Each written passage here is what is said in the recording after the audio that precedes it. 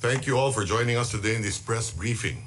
This morning, we had the opportunity to have a productive exchange of views and experiences on some of the most pressing issues confronting the global economy today. We are hard-pressed on multiple fronts. The suffering caused by conflicts and humanitarian crises around the world is vast, and the affected regions' recovery, reconstruction, and long-term development cannot wait. They demand immediate, forceful, multilateral action.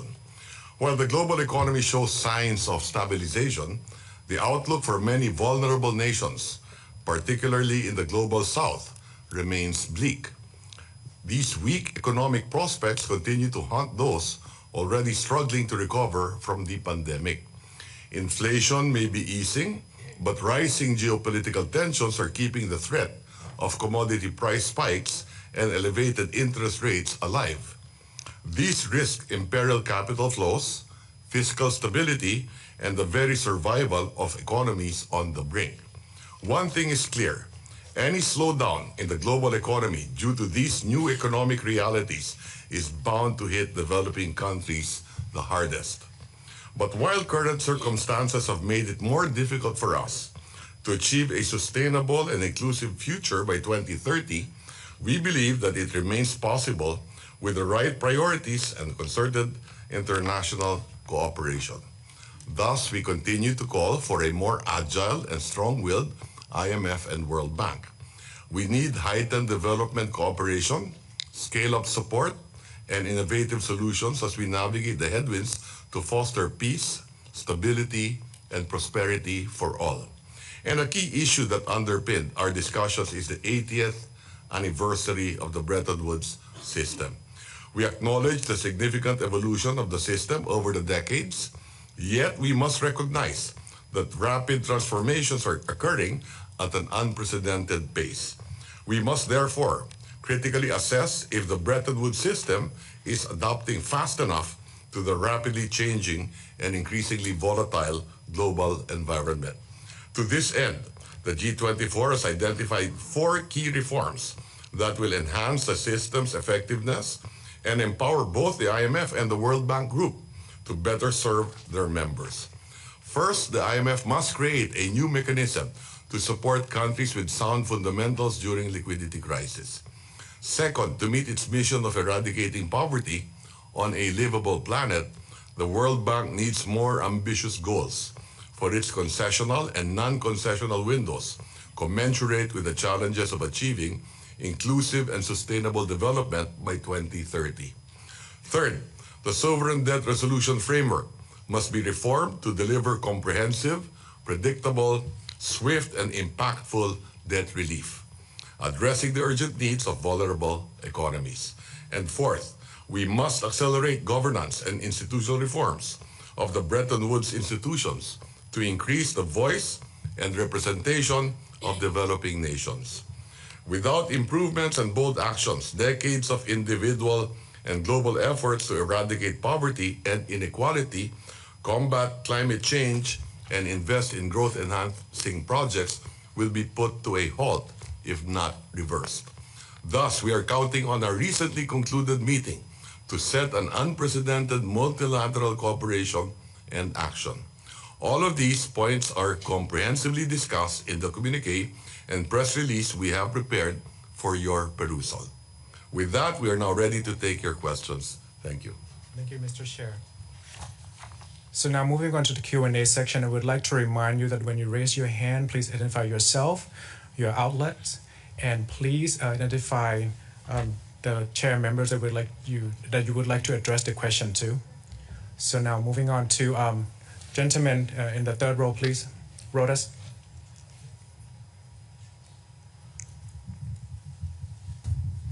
Thank you so much. Reuters Adiri with Arise News. I've got a question actually for the three of you. Mr. Recto, you talked about the need for liquidity and buffers. The Philippines serves as a really good example. You're one of the fastest growing economies in the developing Asia region. Business process outsourcing, revenues have passed $35 billion. I wanted to find out, what is the Philippines doing so well? Is it a well-educated workforce, or is it constant electricity? What's the secret? Is AI going to disrupt that going forward? For Candelaria Alvarez, Reforms have been taking place in Argentina. Javier Milei recently, I think it was last month, vetoed a bill that was going to increase financing for public universities, and students have been protesting. How patient do you expect the residents of Argentina to be with the reforms that are taking place? And for Mr. Wale Edun, the CBN governor, Olamide Cardoso, at the last Monetary Policy Committee meeting in Nigeria, mentioned that FAC allocations, Federal Accounts Allocating Committee allocations, are causing, he's noticed they cause the Naira to depreciate when those disbursements are made. What do you think needs to be done to address that? And then two, you recently, I think it was about a month or two ago, talked about the need for single-digit interest rates in Nigeria. Do you think that's ever going to happen with inflation being at double digits and a hawkish monetary policy path in Nigeria? Thank you. Thank you, and let me remind you that I hope your question will be under the purview of G-24 discussions, but let me ask the chair to respond to the questions. Yeah. Well, thank you very much for your question, and thank you for noticing the Philippines. Well, the Philippines in the second quarter grew by roughly 6.3%. For the first 2 years of this administration, we've grown about 6%. We are following our macro fiscal framework of reducing the deficit over time. We expect the debt to GDP to be way below 60% by 2028. Today, we're roughly at 60%. On the expenditure side, we're spending roughly 5 to 6% on infrastructure, maybe a similar amount also for human resource development, particularly in health and education. You are correct that the BPO industry is growing by about, we collect roughly 35 billion in revenues a year.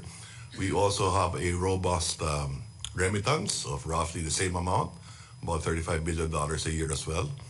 That helps our consumption. 70% of the economy is household consumption. And public investments have also generated most of that growth as well. AI is a challenge, but in the Philippines, the BPO industry is already adapting to AI. So thank you for your question again. Thank you. Mr. Adun would like to address the question. Thank you very much. Let me answer it within the context of the discussions of the G-24.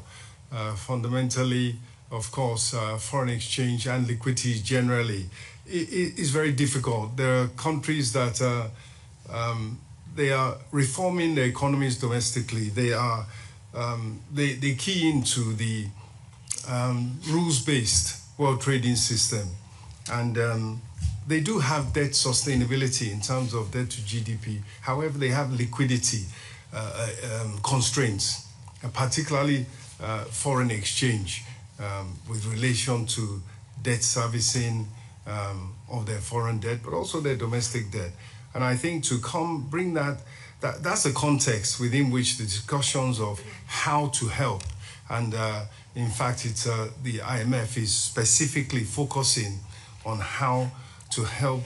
It's a sort of bridge financing that takes a country that does have its fundamentals right, but it gives it enough time for that adjustment, and probably helps it with heightened debt servicing, which is just for a period. And clearly, regard to Nigeria, the key about the foreign exchange market really is supply.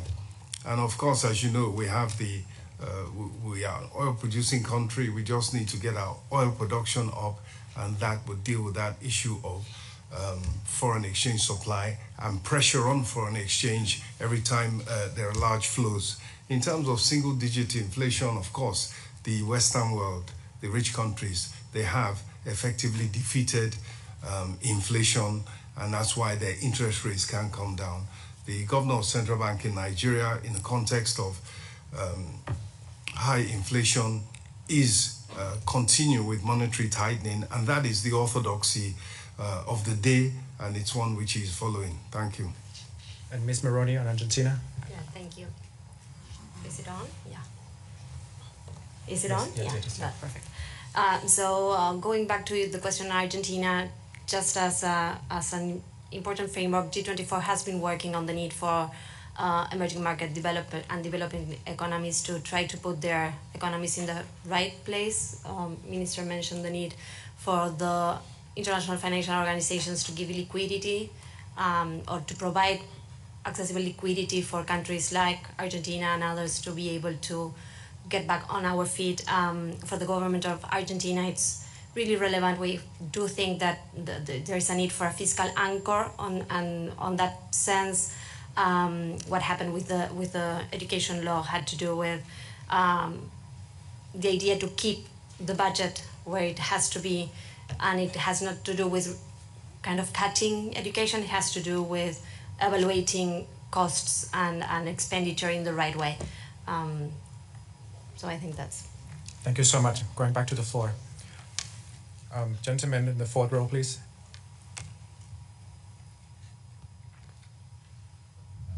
Hello, my name is Adam B. Sudi. I'm with Politico here in Washington. Just turning to the U.S. election, obviously we've seen the U.S. policy on trade change to a more protectionist stance. We've seen a lot of industrial policy. Regardless of who wins the election, how do you see the U.S. involvement with multilateral organizations represented here and the WTO, and what is the impact of maybe a less engaged, more transactional U.S. on the group of countries, the G-24 and your own? Thank you. Mr. Chair, and maybe Secretary would like to respond. Or Yeah. We are concerned that there will be a setback on multilateralism, particularly in trade as well. And we know that the driver of global growth is more trade. So that is a concern. In the Philippines, we count on our relationship with the United States to do maybe more outshoring to the Philippines, and hopefully that will be done also with other members of the G-24. And if I can add, if you look at a communique, the last paragraph there actually addresses this issue.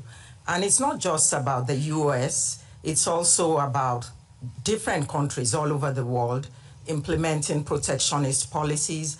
And we've seen the impact of that in sectors that contribute more to growth and development in many countries. So where do we go from there? What we're calling on is for the WTO to become the center of trade discussions, trade negotiations, and for the World Bank and the IMF to rise up to a much more multilaterally engaged organizations that will be able to at least influence the kind of policies that countries take one way or the other. Thank you. okay, thank you. I'm going to go online with the question I just received from Sophie Frasan, New First Sri Lanka. Sri Lanka, a member of G24, is currently making attempts to emerge out of economic crisis. What can you tell us about the G24 position to support countries like Sri Lanka, and also for the island nation to secure financial facilities at reasonable condition? Mr. Chair, and maybe Ayabo? Yeah. Yes. I would say that Sri Lanka has come a long way from where it was 2 years ago. The last IMF Article 4 assessment does show that growth is picking up, the fiscal buffers are coming up, and also import duties are rising. So that indicates that the country is making some recovery. As for the position that the G24 takes on this issue, the way it affects Sri Lanka most is on the debt sustainability issue. And so what we are calling for is that countries, especially middle-income countries, should also have a framework, a forum where they can negotiate with their debtors. As it is now, the common framework only works for low-income countries. Only low-income countries are part of the common framework, but middle-income countries can be part of another forum called the Global Sovereign Debt Resolution Roundtable, which is not really an association, an organization that delivers any form of debt relief. It just fosters common understanding. So that's what we're calling for. We want very timely, very comprehensive reduction in debt for countries, and also for both middle and low-income countries to qualify. So that is where I see it working out. If things work out and the discussion in that area picks up quite fastly, then we could see the likes of Sri Lanka and maybe even Lebanon and a few other countries benefiting from that. Thank you. Thank you. Back to the floor. Maybe I'll take one question from the side or come back to you. I see in your hand. Sir, on the third row. Sorry, fourth row, yes. Hi there, Matthew Kendrick with G0 here in Washington, D.C. Mr. Recto, you said that developing countries would be hit by the hardest by any slowdown. I'm going to ask an uncomfortable question, but the U.S. election has two very different results, one of which would likely be much more inflationary and lead to more trade tensions. Could each of you tell me a little bit about how your economies are preparing or thinking about the possibility of a Trump victory and associated trade tensions and inflationary pressures that could be a headwind to growth? Mr. Rector, or yeah, please. Well, in the Philippines, we do have a relationship with the United States. We have a mutual defense treaty, and we're hoping to leverage that relationship so that we don't get much affected. We understand that many U.S. companies are also interested to invest in the Philippines. We do have a partnership also, the U.S., Japan, and the Philippines, with regard to our security arrangements. And we expect more investments to take place also in the Philippines. Anything to add from Mr. Adu and Ms. Maroney? Thank you. I think the issues and that we are contending with in Africa mean that we in many ways we're bystanders to this all-important election. Yes, we do have the African Growth and Opportunities Act, which tries to open up the U.S. market to African manufactured products. I don't think that will be affected in any way by the results of this election. And generally, what we are finding is that at this particular time, the economies of trade generally, there's a reversal of globalization of trade. There's a move to protectionism in these countries. There's onboarding of production, and all these things tend to work against the developing world's ability to benefit from expanding trade, and thereby use that opportunity for investment, for growth, and for job creation and poverty reduction. So overall, I think that we are not that affected specifically, but that in general, we continue to ask for an improved global financial architecture that provides us with more concessional funding at scale, particularly for those countries that, as I said earlier, are undertaking the macroeconomic reforms that everybody agrees are sensible and will lead to better lives for their people. Thank you.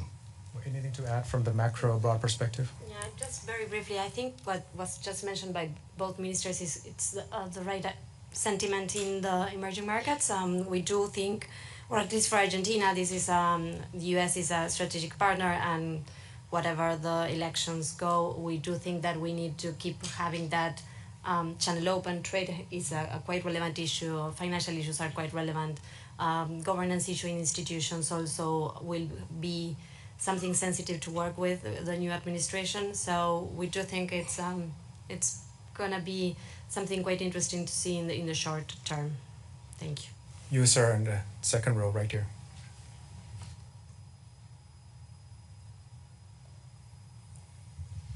My name is Obin Nachima. I work with This Day in Nigeria. My question is meant for Mr. Wale Edun. So, like Mr. Rector said in his opening remarks, a lot of G-24 countries are having challenges implementing structural reforms and adjustment programs. I would like you to speak specifically to the case of Nigeria. What are the key lessons that have been learned from the structural reforms being implemented in Nigeria today? And looking back, are there better ways these reforms could have been implemented to limit the level of disruptions? Also, you met with the IMF MD and the team yesterday. We'd like to know some of the discussions from that meeting and how does this relate to debt sustainability for Nigeria? Thank you. Mr. Adon, if you'd like to respond. Thank you very much.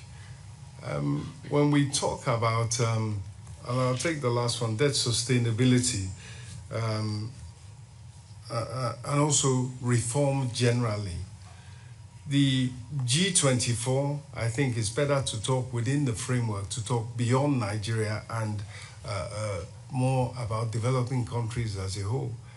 The requirement really for support from the international community, from the development partners, from the multilateral development banks, is that you undertake reforms that lead to sustainability at the macro level.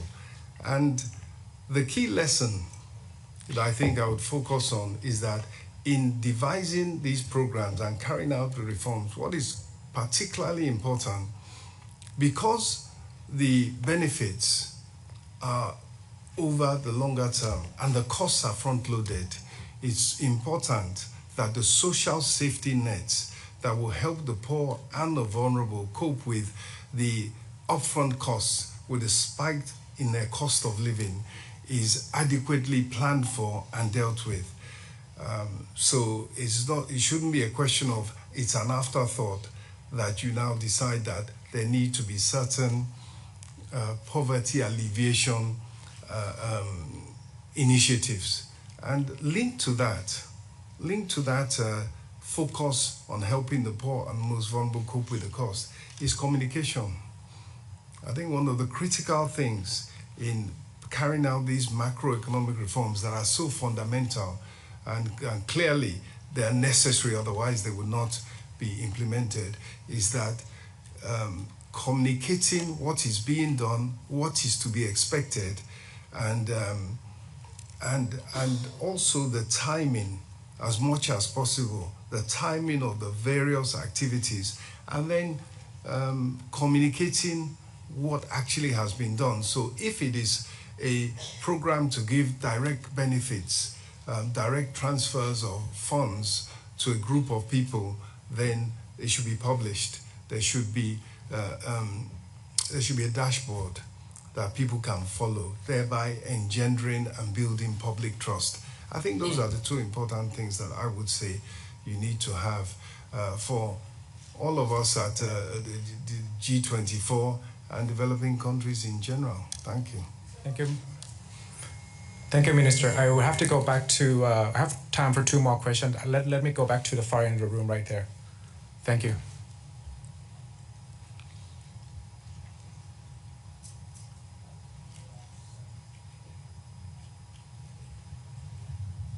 Thank you, Thierry Augier from Latin Finance. A question on climate change.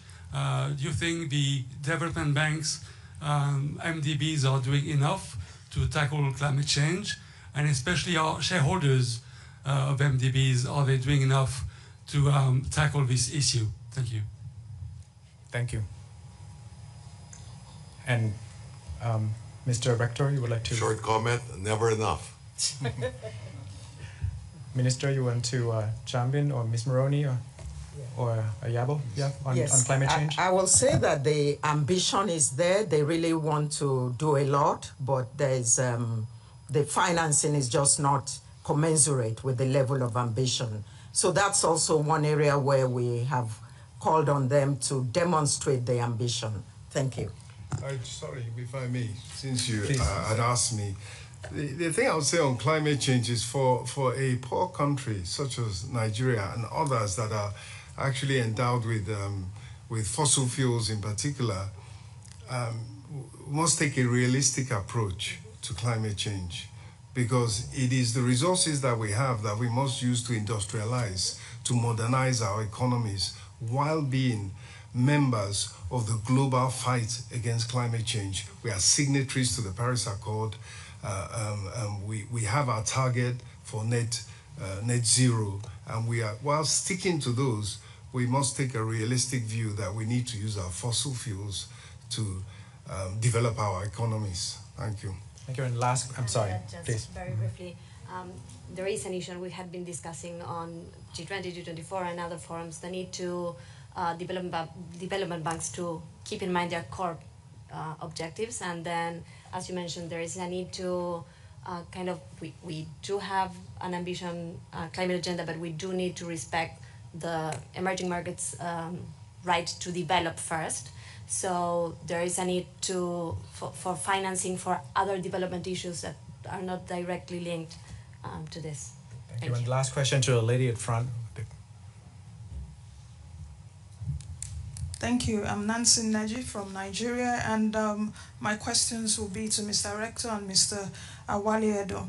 Earlier on at the World Economic Outlook, we were told that inflation is almost 1. So I'd like to know how the Group of 24 is actually interpreting that, especially with, the fundamentals in the developed world getting a little bit better, and what are the risks that are posed to the Group of 24.